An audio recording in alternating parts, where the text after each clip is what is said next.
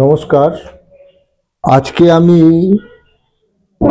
অত্যন্ত দুঃখের সঙ্গে একটি কথা বলবো, সেটা হচ্ছে হোমিওপ্যাথির প্রতি রাজ্য এবং কেন্দ্রীয় সরকারের অবহেলা।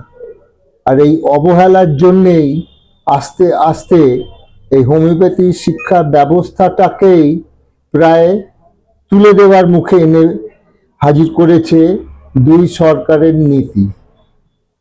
প্রথম, আজকে যদি আমরা দেখি তাহলে দেখব যে জাস্ট এই অবহেলার জন্যই আজকে রাজ্যের পরিচালিত যে হোমিওপ্যাথি ডিগ্রি কলেজগুলো ছিল সেগুলো কি দুরবস্থায় এসে পতিত হয়েছে।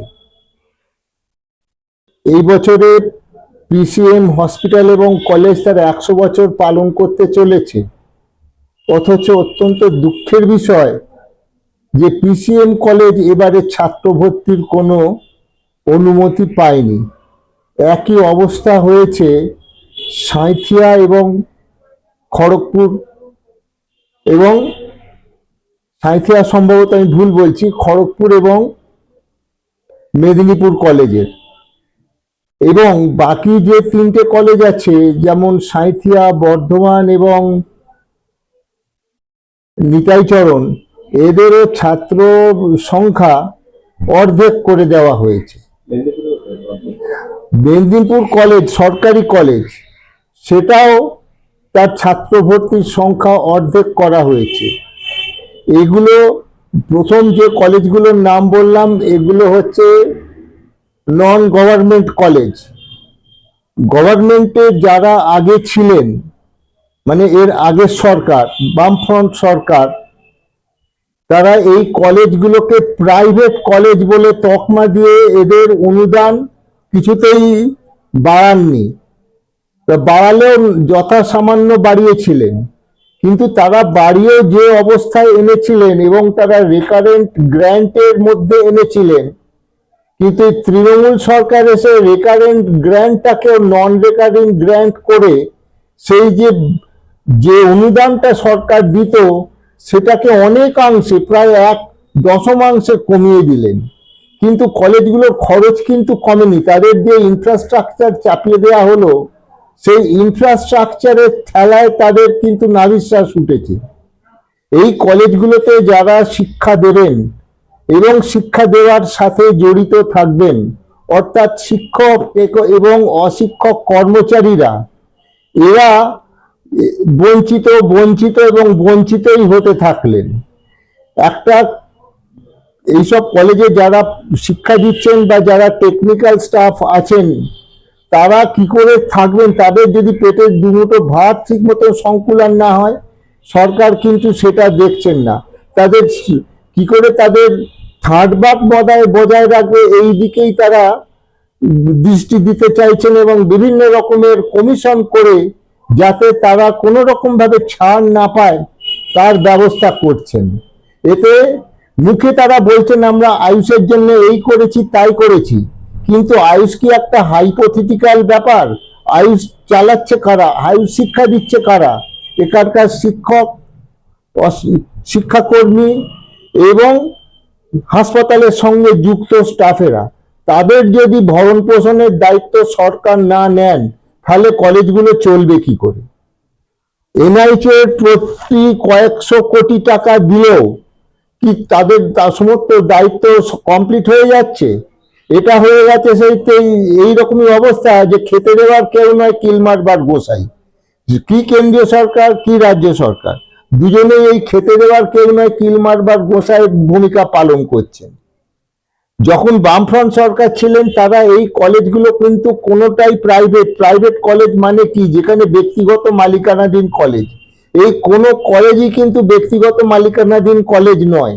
এগুলো সবই একটা গভর্নিং বডি, এবং সেই গভর্নিং বডিতে ইউজুয়ালি সেই এলাকার যে পৌর প্রতিনিধি, সেই চেয়ারম্যান বা এমএলএ এমপি, এরা কেউ না কেউ সেখানকার গভর্নিং বডির চেয়ারম্যান বা প্রেসিডেন্ট হিসেবে রয়েছেন। যেমন দীর্ঘকাল যাবৎ খড়গপুর কলেজে প্রেসিডেন্ট ছিলেন জ্ঞান সিং সোহনপাল, তো ওখানকার খড়গপুরের এমএলএ তখন তিনি ছিলেন। তেমনি বর্ধমান কলেজেরও পরিচালন কমিটির সভাপতি হচ্ছেন খোকন দাস, যিনি বর্ধমানের চেয়ারম্যান,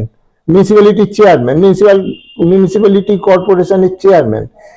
এরকম ভাবে সবকটা জায়গাতেই, বেশিরভাগ জায়গাতেই তার পরিচালন কমিটির সদস্য হচ্ছেন সেখানকার এমএলএ বা চেয়ারম্যান এরা।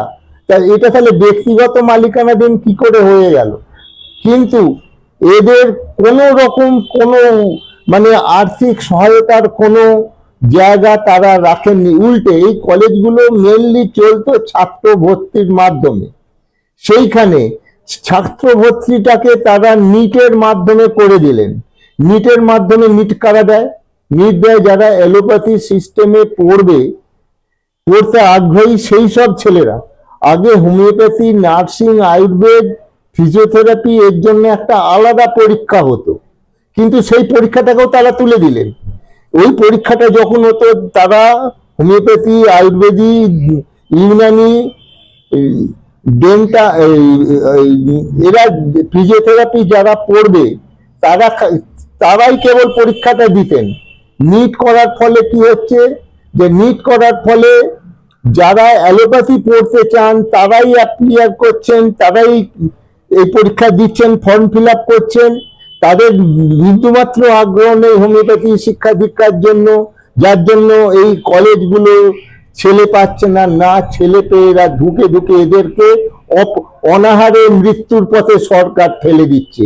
আমার বক্তব্য, এই বিমাতৃ সুলভ মনোভাব বন্ধ হোক এবং সত্যিকারের পরিকাঠামোর ব্যবস্থা উন্নত করে যাতে কলেজগুলো সার্ভাইভ করে সেই ব্যবস্থা সরকার করুক। ধরুন একটা লোকের জ্বর হয়েছে বা পেট খারাপ হয়েছে, হোমিওপ্যাথি চিকিৎসা করলে কত কম পয়সায় সে সরকারি হাসপাতালে যারা ভর্তি হচ্ছেন তারা সরকার যদি এগুলোকে দেখতেন তাহলে কত কম পয়সায় তাদেরকে চিকিৎসা করতে পারতেন। যেমন ধরুন সরকারি হাসপাতালগুলোতে লেবার, এখানে তো মেঝেতে রাখতে হয় পেশেন্টকে। এই হোমিওপ্যাথিক কলেজগুলোতে যদি লেবারের ব্যবস্থা করা যেত। আমরা যখন ছাত্র ছিলাম তখন আমাদের ক্যালকাটা হোমিওপ্যাথি মেডিকেল কলেজে ওই সুকিয়া স্ট্রিট এলাকার যত বড় বড় ভদ্রলোক বা বাঙালি লোক, তাদের বাড়ির ছেলেপুলেরা ওই এলভি মিত্র অস্ত্রোপচার এবং প্রসব গৃহতে তারা জন্মগ্রহণ করেছে। তার কারণ তখন সেখানকার ছিল, ইনফ্রাস্ট্রাকচার ছিল, ডিএনএ কলেজে ইনফ্রাস্ট্রাকচার ছিল, কিন্তু এখন সেই সমস্ত ইনফ্রাস্ট্রাকচার নেই বলতে গেলেই চলে, যার জন্য ওখানে কেউ লেবার হতে এখন আর আসেন না। এই বিমাতৃ সুলভ মনোভাব বন্ধ হোক।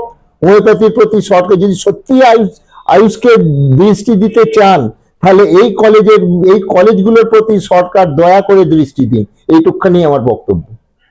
নমস্কার।